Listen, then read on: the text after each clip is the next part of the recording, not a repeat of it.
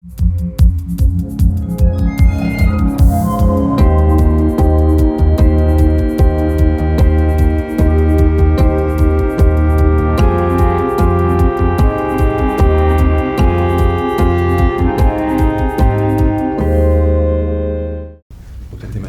cinéaste-conducteur, je crois, le cinéma embarqué, cinéaste-conducteur, en gros, qu'est-ce que c'est que ces films qui se passent en voiture, qui sont fabriqués dans une voiture. La voiture au cinéma, il y en a, c'est pas rare, hein, il y a même tout un genre, le road movie, mais des films qui se font entièrement dans une voiture, il n'y en a pas tant que ça. Et du coup, voilà, on en avait 2-3 qui nous venaient en tête. Donc peut-être on peut parler, on commence direct avec le premier extrait, vas-y, je t'en prie. C'est moi qui va. Alors, le premier extrait, c'est un extrait d'un film de Jafar Panahi qui s'appelle Taxi Téhéran. J'en vois mon plein qui hoche la tête. C'est évidemment la référence qui vient tout de suite quand on pense à des films qui sont en voiture. Donc c'est un film de 2015.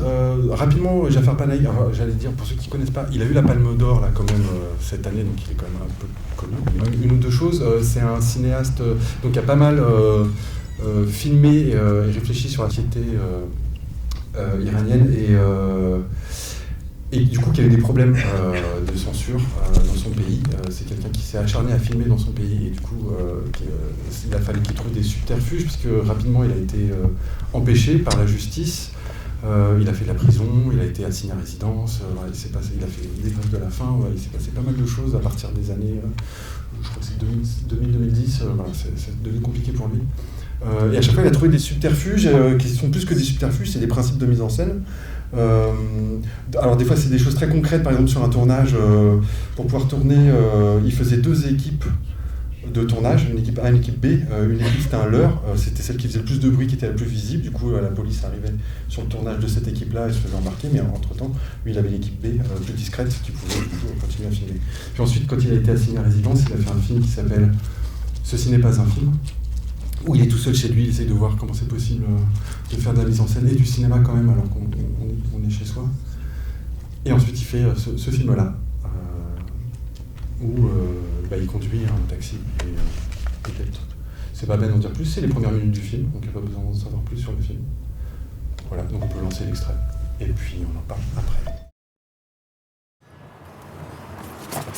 Merci.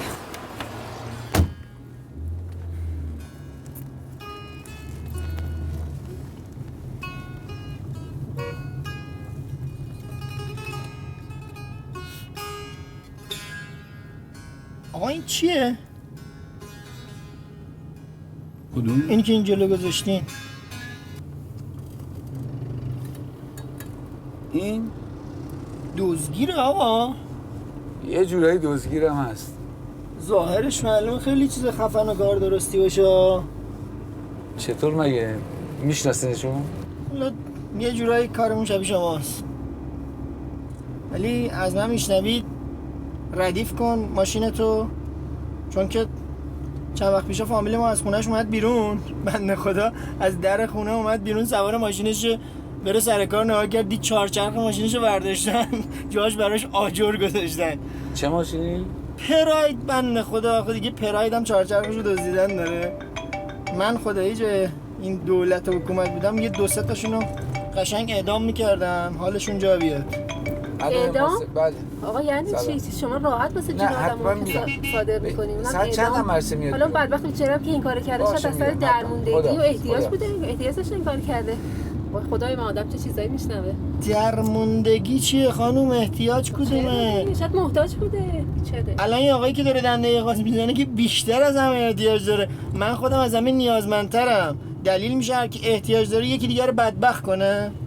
این حرفا چیه میزنی خانم؟ الان یکی همین بلا رو خداییش سر خودت بیاره حال میکنی؟ خوشت میاد؟ نه خب منم خوشم نمیاد، معلومه که ناراحت میشم اگه همچین اتفاقی برام بیفته. مطمئن بحث سر اینه که شما انقدر راحت از اعدام صحبت کنی. میگم شاید واقعا یه باید ریشه هاشو جستجو کرد. خانم جون من میگم اگه 2 نفر رو، هر آدمی که مجرم به دنیا نمیاد آقا از اول. من نمیفهمم اصلا شما چی میگی. من میگم اگه 2 نفر رو اعدام بکنن گوشی بقیه دستشون میاد. میدونم شما چی میگین ولی اشتباه دارین میگین. آقا یه شرایطی همیشه باعث میشه دست به دست میده یه جای جرمی بروز میکنه. بعد شما میگی واسه 4 تا چرخ آدم اعدام کنن؟ آخه من نمی‌فهمم رو چه حسابی این حرفو میزنی. خانم جون مگه همین چند وقت پیش نبود به خاطر کمتر از اینا بود که 2 نفرشون رو اعدام کردن. حالا الان اینم بکنن چی میشه مگه؟ به خدا درست میشه. این حرفا رو نزنید شما. بله. شما اینکه متوجه قضیه اصلا نیستید کلا. چرا؟ بله ما هم شنیدیم که اعدام کردن یه چند نفر رو به خاطر اینم زورگیری بوده چی بوده اعدام کردن. ولی واقعا چی شد؟ زورگیری رو شکن شد یا بقیه درس عبرت گرفتن؟ من تو کتم نمیدونم چی داره میگه. اتفاقی نمیفته آقا، اصلاحی صورت نگرفته. خانم قانون و شرع همینو میگه. خب اگرم انجام نشده و تا حالا درست نشده این داستان حتما به قانون شرع درست عمل نشده. شما ملکی داری جوش میزنی. من دارم بهت اینو میگم. یعنی شما منظورتون اینه که قانون شرع عمل بشه بعد تعداد اعدام هم بره بالاتر دیگه؟ این منظورتون اینه؟ ماشاءالله همینجوری شما الان بعد از چین دوم کشوریم تو دنیا از نظر تعداد اعدام. ولی واقعا اصلاح شده کار؟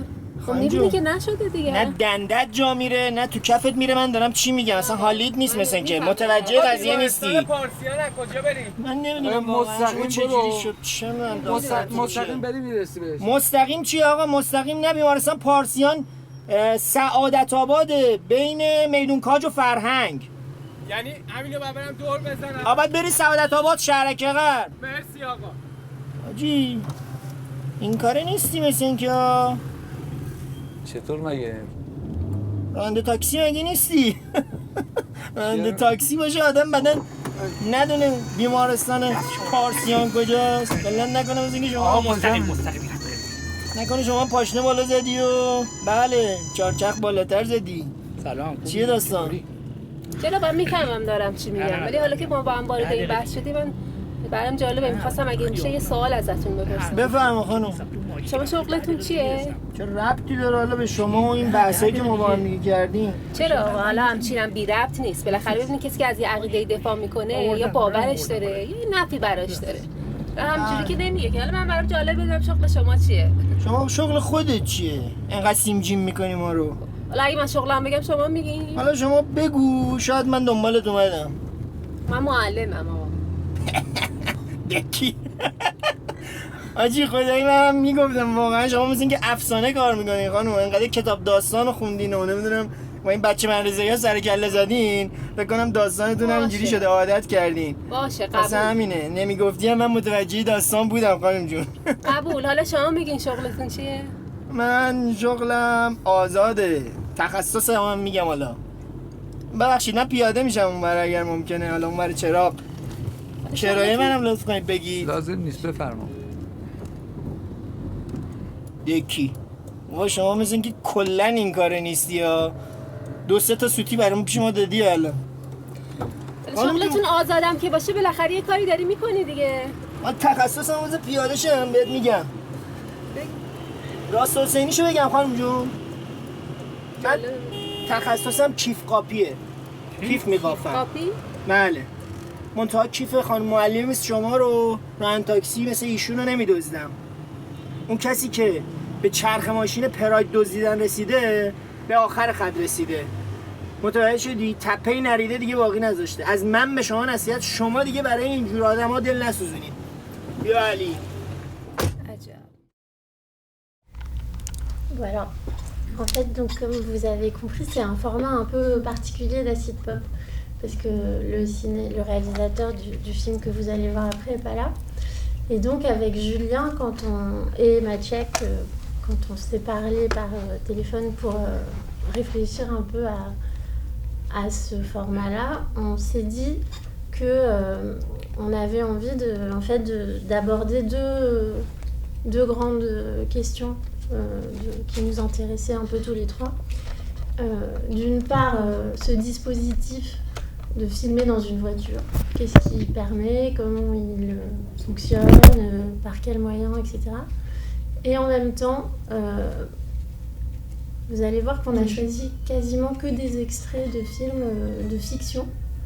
Et en fait, une question qui nous intéresse derrière tout ça, c'est aussi comment la fiction va puiser dans les outils narratifs du documentaire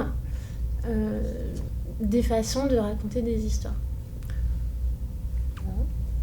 Et tu me passes la parole? Je te passe la parole. Ah ouais. Ok. Et ben, ouais. Et ben là, par exemple, Une des choses qui réunit la plupart de ces extraits, c'est la syntaxe, on va dire, réduite de cinéma utilisée par la mise en scène dans ces films. C'est-à-dire que, en fait, quand on imagine tous les cadrages, les positions d'appareil, voire les mouvements de caméra qui peut-être seraient possibles dans une voiture, même si c'est compliqué.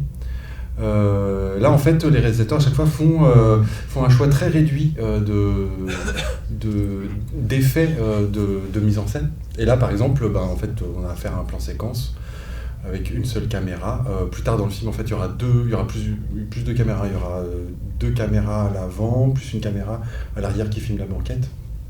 Mais pour cette première séquence, il n'y a qu'une seule caméra qui d'abord filme la route, la rue à Téhéran, puis ensuite on retourne la caméra et là le plan est fait pour la suite de l'extrait et de la discussion.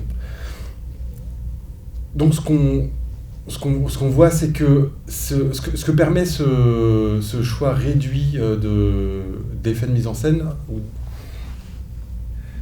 c'est effectivement on va dire une sorte de rapport au réel qui fait que on pourrait croire que par exemple Taxi Téhéran c'est un documentaire. En général, c'est le documentaire qui se fabrique comme ça, avec des dispositifs et des moyens aussi réduits. Là, quand la fiction fait ce choix-là aussi, elle fait appel à tout un imaginaire de cinéma qui a à voir avec le documentaire. Et aussi, du coup, un rapport à la mise en scène qui fait que, puisque les choses se réduisent au minimum, dès que quelque chose se passe dans la mise en scène, ça fera événement. Alors ça, on verra dans les extraits suivants. Et du coup, ça fabrique une mise en scène qui est très concentrée sur la parole. Donc là, évidemment, une fois que la caméra se retourne, c'est un dialogue qu'on a à faire avec deux personnages qui se parlent. Et là, qu'est-ce que je fais ? Je te passe la parole, je continue. Je sais pas. Vas-y. Bon, alors je continue. Ouais, continue. Et du coup,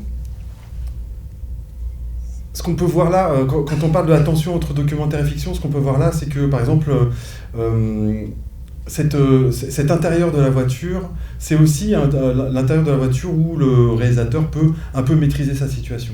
Il maîtrise sa mise en scène, il maîtrise son écriture, ses personnages. Donc là, on voit dès le départ, quand on tourne la caméra, il y a un premier personnage qui est au premier plan, mais très vite, on voit qu'il y a la femme qui est à l'arrière. Cette femme, elle est placée pas exactement à l'endroit où se placerait quelqu'un sur la banquette. Elle n'est pas complètement à gauche, elle est un peu placée au milieu pour être bien dans l'axe entre les deux fauteuils avant de la voiture pour qu'on la voie. C'est-à-dire qu'en fait, il y a un appel comme ça au dialogue, lui se met à parler, on la voit un peu réagir derrière, on se dit ça serait bien que ces deux-là se parlent. Et ils vont se parler, et en fait, voilà, il y a quelque chose presque de la fable qui se fait là, extrêmement rythmé et très bien maîtrisé dans l'écriture, puisque l'homme cache sa profession, il la dira comme une sorte de retournement de situation à la fin, il ouvre la porte, il dit son métier, il claque la porte, fin de la scène, donc tout ça est très bien maîtrisé. Ce qui est moins maîtrisé, c'est tout ce qu'il y a en dehors de la voiture. Donc en fait, déjà, ça fabrique une tension entre l'intérieur de la voiture, qui est le lieu de la mise en scène, et de l'organisation de la construction scénaristique, de cinéma, etc. Et puis l'extérieur, qui est l'endroit, alors à la fois où peut survenir l'imprévu, on ne sait pas qui on va croiser sur la route, etc. Et puis de toute façon, qui renvoie à tout cet ensemble l'extérieur, c'est la société. Là, on sait par exemple que Panahi, s'il a cette situation-là de tournage, c'est parce qu'il n'y a pas le droit de tourner dans l'espace public à ce moment-là. Donc il y a cette idée que la voiture c'est un espace privé, donc on peut faire un peu ce qu'on veut, mais dès qu'on est dehors, d'un seul coup, c'est interdit. Donc les quelques images qu'on voit de l'extérieur c'est l'endroit où si jamais la caméra sort, d'un seul coup on se met en danger. Du coup, il y a cette tension aussi qui se fait entre l'intérieur et l'extérieur, qui est l'intérieur du cinéma, on va dire, et l'extérieur qui serait celui du documentaire, du réel, et où les choses sont beaucoup moins simples, beaucoup moins évidentes. Ouais, et puis peut-être juste pour conclure là-dessus, qu'on a même une sorte de mise en abîme du dispositif où en fait la parole débute par un commentaire sur la présence de la caméra dans la voiture. Et voilà, enfin...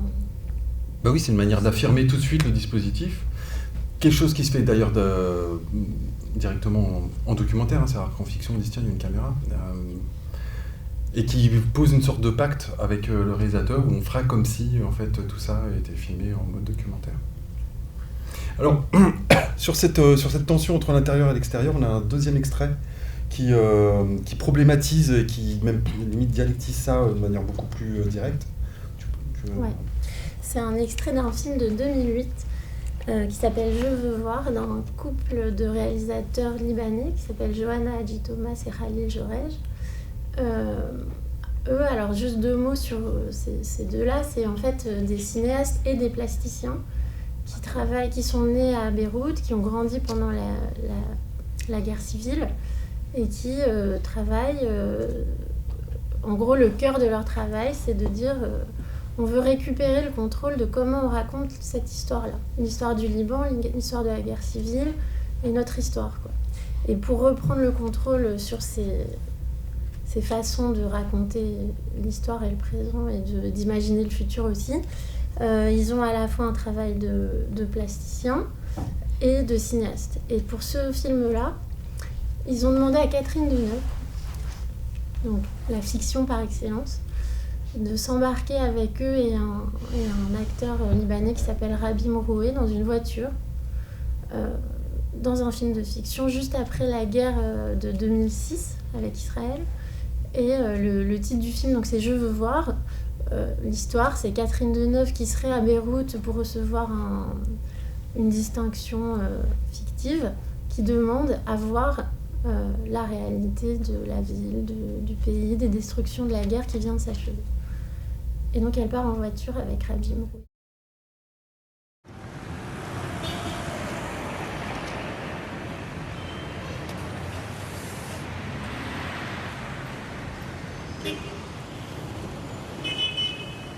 Voilà. On est arrivé à la banlieue.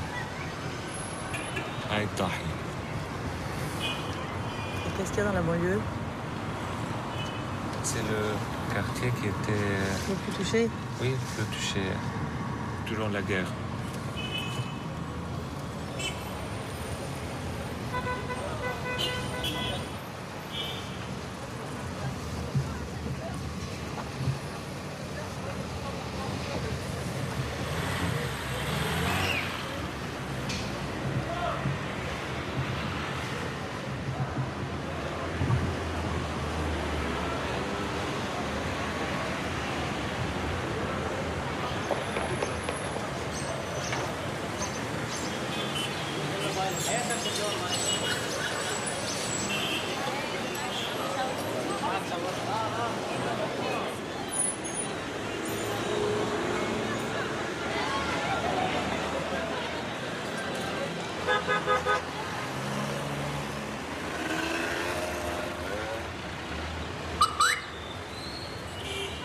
Je pense que les gens vous reconnaissent.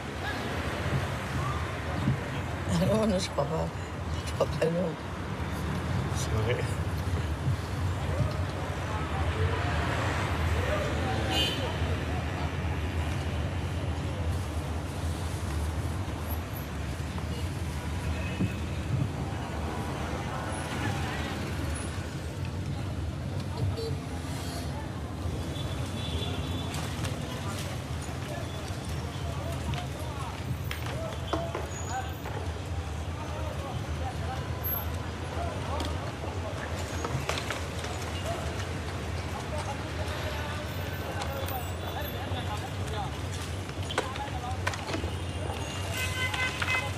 Il n'y a plus que dans cette rue qu'on peut voir des immeubles bombardés.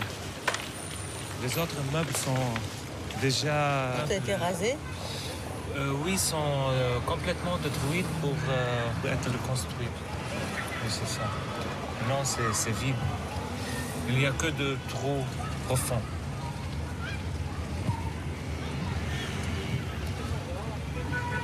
Toutes les ruines et les pierres et tout ça sont amenées et jetées quelque part ailleurs. C'est juste à côté de la mer.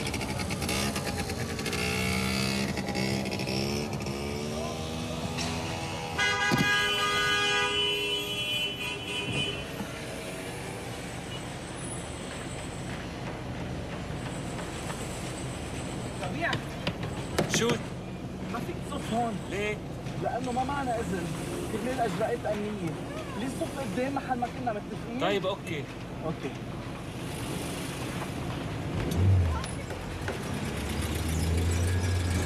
comprends rien du tout. Je croyais que c'était là où on s'arrêtait. Non? On continue. On continue.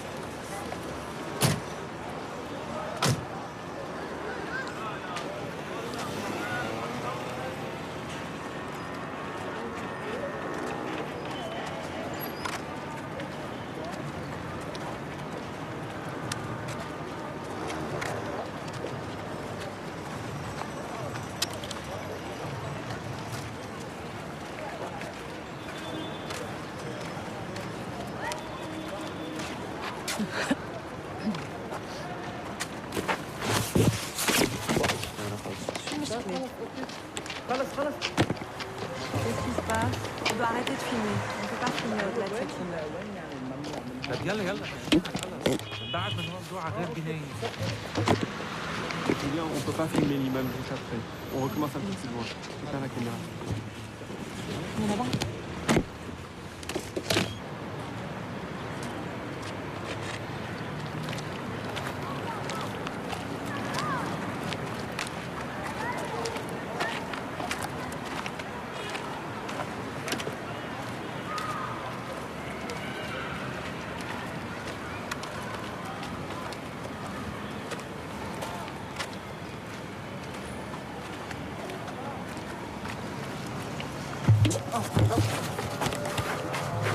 يلا خلونا نروح على هالبناية فيها مشكلة؟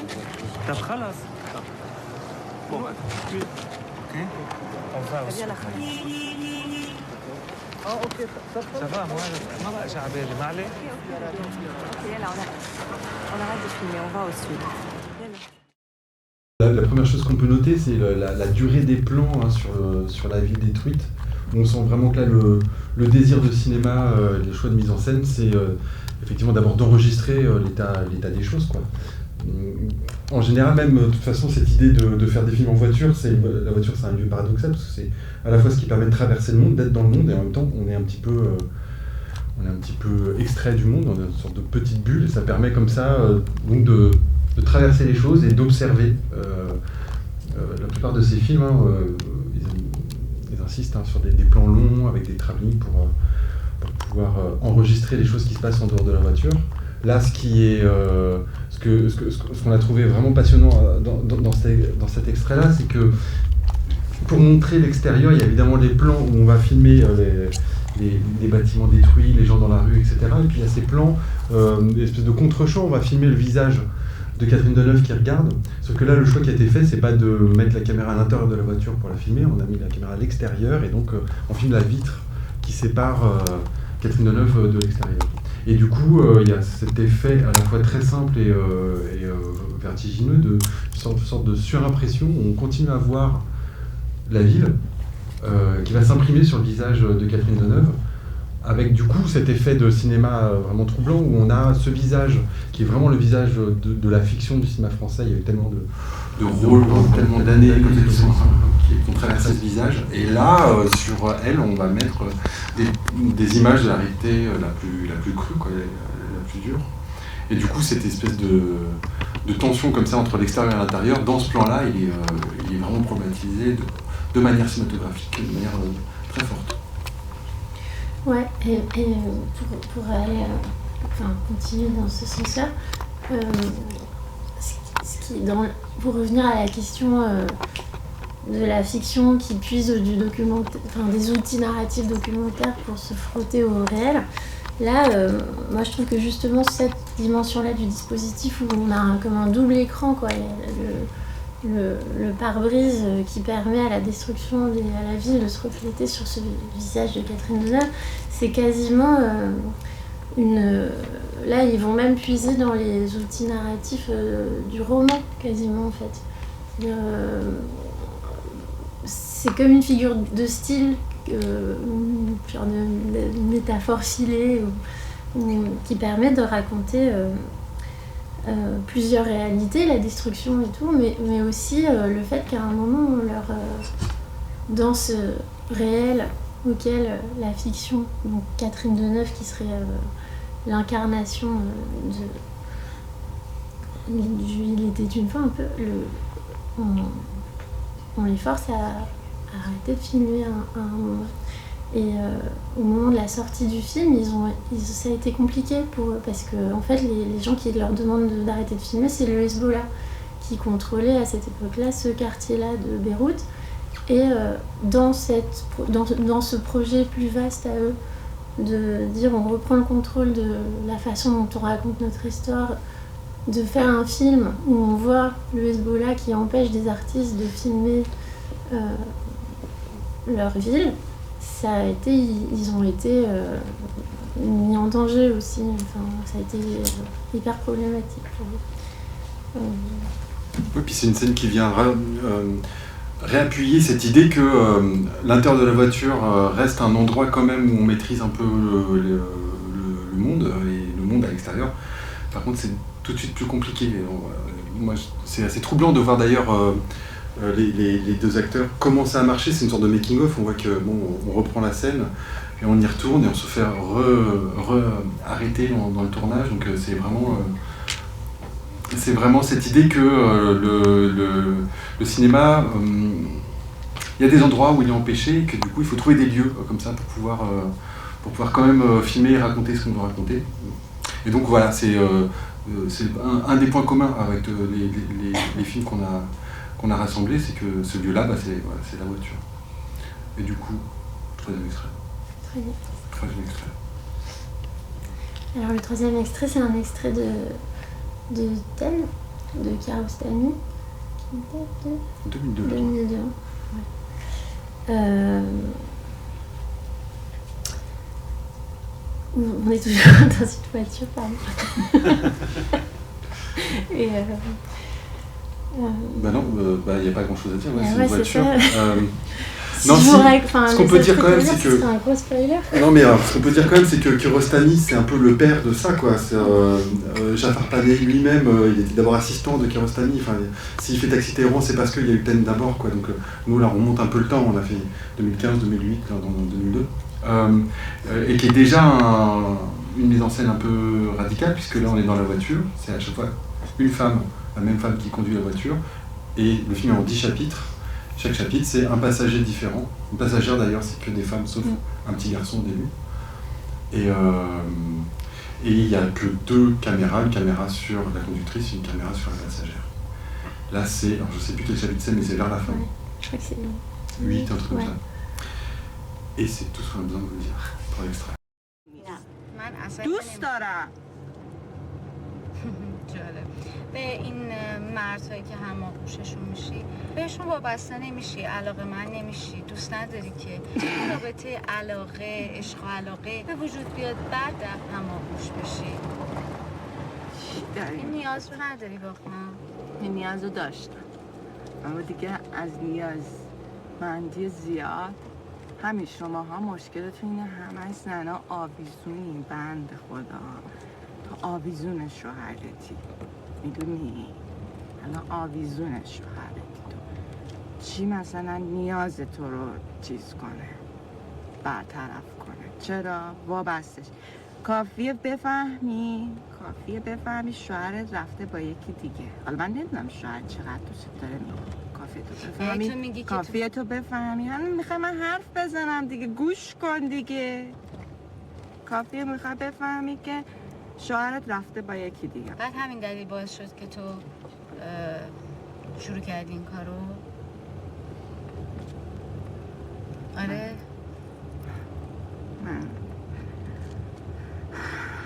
من فکر نکن آه میکشم از اینکه چقدر بدبخت بودم اون موقع. فکر نکن الان آه میکشم، الانم اصلا کام درد گرفته. اصلا به خاطر این چیزا نیست، به خاطر اینه که اون موقع چقدر بدبخت بودم. میگفت تا عمر دارم تو. صبح بلند میشدم با یادش. شوهرت بود یا دوسته؟ قرار بود شوهرم بشه. صبح بلند میشدم با یادش. میفهمی تعلق داشتن اون موقع انقدر احمق بودم، فکر میکردم تعلق داشت. میگفتم بهش میگفتم عزیزم من فقط متعلق به تو. میگفت تو فقط متعلق به منی، منم فقط متعلق به تو.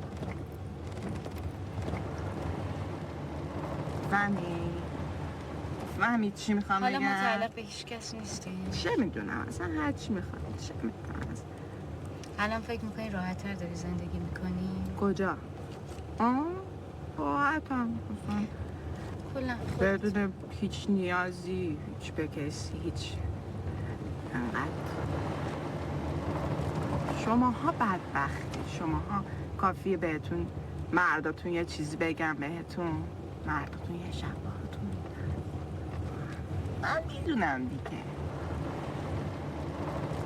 کافیه یه شب مرداتون باهاتون نخواب. ما برامون اتفاقی نمیافته، فکر نکن.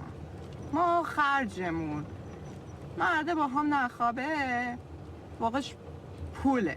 اما شما چی؟ شما یعنی فقط میری اون کار خودت رو انجام میدی، پولتو میگیری میای و به هیچ کدوم از اینجور چیزا رو و این نیازا رو بعد نه یه چیزی بگم حال میده بس.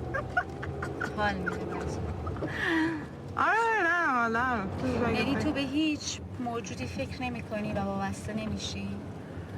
مگه من احمقم؟ مگه این تو هم؟ با خودت قرارداد بستی دیگه، هم بستر شی و یه پولی بگیری و دوباره هم بستر یه پولی بگیری. ببین این یه چیز میمونه، مثلا بده بستون میمونه. تو فکر میکنی نداری؟ نداریم یعنی چی ندارم؟ بده بستون کی؟ با شوهرت نداری. عاشقم. طلا کجا خریدین گردم من تو؟ کی خریده برام؟ من بدله، من اهل طلا نیستم. حالا کی خریده برام؟ شوهرم. آره دیگه. شبش حتما میاد بس. میخوای بگی زندگی معامله است و تو هم راحت جلوتر از من کاری ندارم، از شما هم دارین بده بستون میکنی. شما عمده فروشی، ما خورده فروش. بعد میگن شما عمده فروشی. بچه داری؟ نه بچه نه. شاید اگه نمیدونم تونستی یا عامل بچه. نه حامله شدم یه بار. حامله میشم. حامله میشیم. حامله میشیم. گفتارش میکنی؟ آره. همینجا پیاده میشم، همینجا خوبه. اینا هم واسه من خوبه. خداحافظ. به سلامت.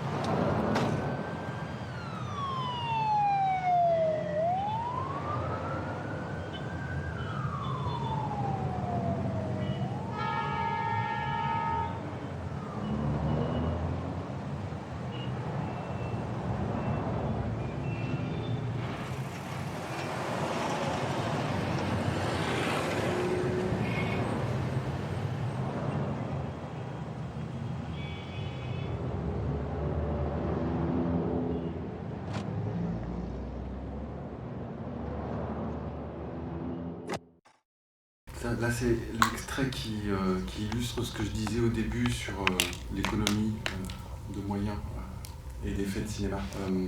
Puisque là, dans ce chapitre-là du film, je parlais du fait qu'il y avait deux axes de caméra, mais en fait, il n'y en a qu'un seul,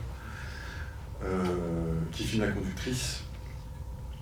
Faut avoir en tête qu'à ce moment-là, le spectateur du film, ça fait plus d'une heure qu'il est dans ce régime-là de cinéma, vraiment habitué à rester dans une sorte de huis clos, accroché au visage de ceux qui sont dans la voiture, et puis que d'un seul coup, on a cette espèce de contre-champ où on voit l'extérieur, et puis pas n'importe lequel, en plus c'est Téhéran la nuit avec la prostitution, donc un truc un peu scandaleux.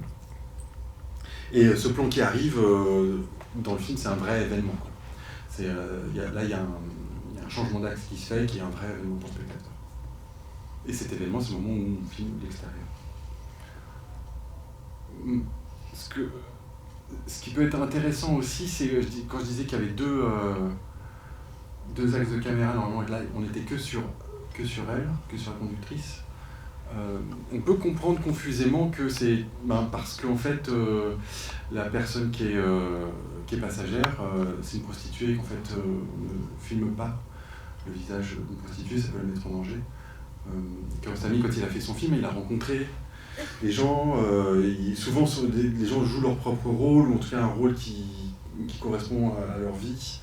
La plupart du temps, ils improvisent sur un canevas décidé à l'avance, ils improvisent le dialogue. Lui, parfois il est derrière la voiture, il donne des indications, puis même parfois il est carrément dans une voiture qui est une autre voiture derrière, et il découvre les images une fois que la scène a été tournée. Donc il y avait vraiment un rapport, ça avait vraiment à voir avec un dispositif de cinéma documentaire. Sauf que là c'est une actrice. En fait, aucune prostituée n'a voulu participer au tournage. Kiarostami en a rencontré plusieurs, donc ils ont fabriqué le texte à partir des différents témoignages et différentes rencontres que lui a fait avec les prostituées, mais ensuite c'est une actrice qui va jouer le rôle. Alors ce qui est étonnant, c'est que du coup, il aurait pu la filmer, mais qui garde quand même ce régime de cinéma qui correspond à une idée presque éthique documentaire de on ne met pas en danger les gens qu'on filme, et du coup on ne filme pas le visage. Là c'est la fiction, c'était possible, mais comme pour fabriquer une sorte de pacte avec le spectateur qui aura à voir avec un rapport au réel, il garde cette idée de mise en scène de ne filmer que la conductrice. Oui. Est-ce qu'on a un truc à rajouter? Peut-être, en fait, je me rends compte que on n'a pas du tout parlé du film que vous allez voir. Mais si, en fait, on a fait que ça, mais en fait, pour vous, c'est peut-être pour le... Je sais pas si on... Si, on peut déjà non, mais comme ça, ou ce qu'on peut dire, c'est qu'en fait, là, toutes les choses qu'on raconte, ça a à voir avec les choix de mise en scène. C'est aussi pour ça qu'on a choisi ces extraits-là. Par exemple, la question de l'éthique du cinéma documentaire, qu'est-ce qu'on filme pas, comment est-ce qu'on filme. Une des choses qui est passionnante avec le film que vous allez voir, c'est que tous les choix de mise en scène sont d'abord des choix éthiques et moraux. D'abord des rapports aux gens, et ensuite, du coup, un travail de cinéma. Mais peut-être ça, de toute façon, l'idée, c'est qu'on se revoit après le film. Ouais. Maciek, on a beaucoup parlé avec lui, il nous a raconté pas mal de trucs. Donc là, nous, on pose des choses sur le cinéma, la voiture, mais ensuite on parlera vraiment du film ensemble. Si vous pouvez répondre aux questions, c'est pas tout, mais on sait des choses. Si on peut vous répondre, ce serait avec joie. Et puis du coup, pour finir, on peut parler du dernier extrait, du coup. Parce qu'en fait, il y en a un extrait bonus, on va pas en parler ensuite, on vous le donne, et puis ensuite ça va enchaîner avec le film, qui est un autre extrait d'un autre film de Abbas Kiarostami qui s'appelle 10 on 10. C'est 10 en chiffre. On 10, T-E-N. 10, c'était le titre du film précédent, puisque dans la foulée, il a fait un documentaire. D'ailleurs, on vous le montre parce que c'est le seul documentaire. Voilà, pour lancer après le film de Maciek, c'est pas mal de terminer quand même sur un documentaire. C'est un documentaire que lui fait, c'est une sorte de leçon du cinéma. Il retourne, il met une caméra dans sa voiture. Il décide de retourner sur le lieu de tournage d'un autre film qu'il avait fait qui s'appelait Le goût de la cerise. Et donc il roule comme ça dans la région du tournage du goût de la cerise. Et il a 10 choses à nous dire sur le cinéma. Donc c'est 10 chapitres, des choses qu'il a appris en tournant Thème. Donc là c'est le dernier chapitre. On vous laisse avec ça aussi parce que ça montre aussi, on aimait bien ça parce que ça montre les potentiels du cinéma documentaire, comment avec très peu de choses, une caméra, un micro, une voiture, on peut arriver à des effets poétiques très puissants. Et on trouvait que cet extrait c'était pas mal ensuite pour vous laisser voir le film de Maciek. Comment tu veux rajouter des choses? On est bien. Très bien. Bah, merci de votre attention, merci de votre écoute. Et puis on se retrouve après le film. On vous souhaite du coup une bonne projection.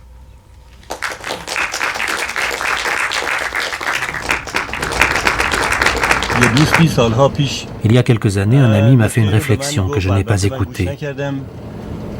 Je vous le dis, vous êtes libre aussi. Moi, je ne l'ai pas écouté, parce que d'abord, c'était trop tard. Ensuite, je suis un autodidacte, mal didacte. Vous n'êtes pas autodidacte. Si vous l'étiez, vous n'auriez pas besoin de m'écouter. Vous suivriez votre chemin, sans penser à l'échec ni au succès. Mais pour apprendre, il faut évidemment écouter. Il m'a dit, tandis que les autres cultivent des hectares de terrain, toi, tu fais pousser de l'herbe dans une assiette. Et il voulait dire que faire des films qui ne passent que dans une ou deux salles revient à faire pousser de l'herbe dans une assiette. Un autre ami cinéaste m'a dit un jour,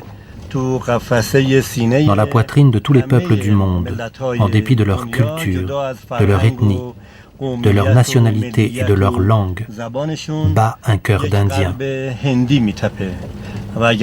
Et pour rencontrer le succès, il faut cibler le cœur et occuper le cerveau pour ne pas leur laisser le temps de réfléchir.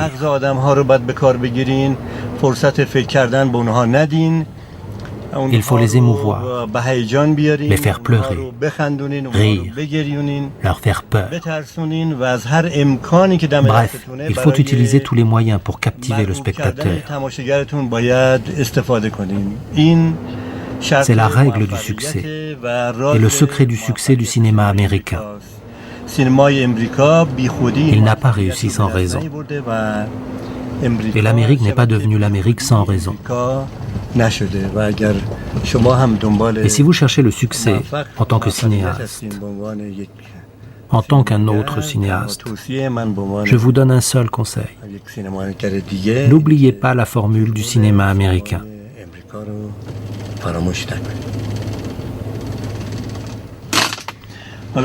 Bon, maintenant regardez un peu le paysage et je vous débarrasse de ma tête pour aller éteindre la caméra de l'autre côté.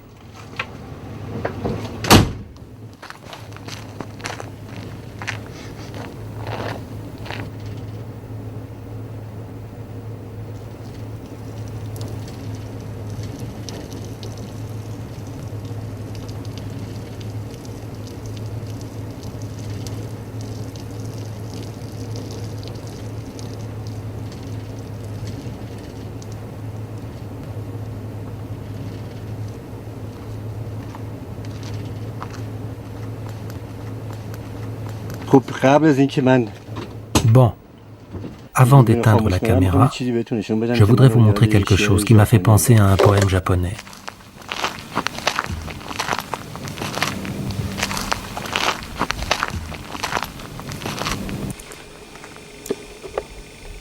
Ce haïku dit « Ce cyprès est lancé au sommet de la colline. À qui se vendent-ils » Et autre chose. Attise le feu pour que je te montre quelque chose à voir, qui est invisible si tu ne veux pas voir, et qui est inaudible si tu ne veux pas entendre le souffle de sa respiration.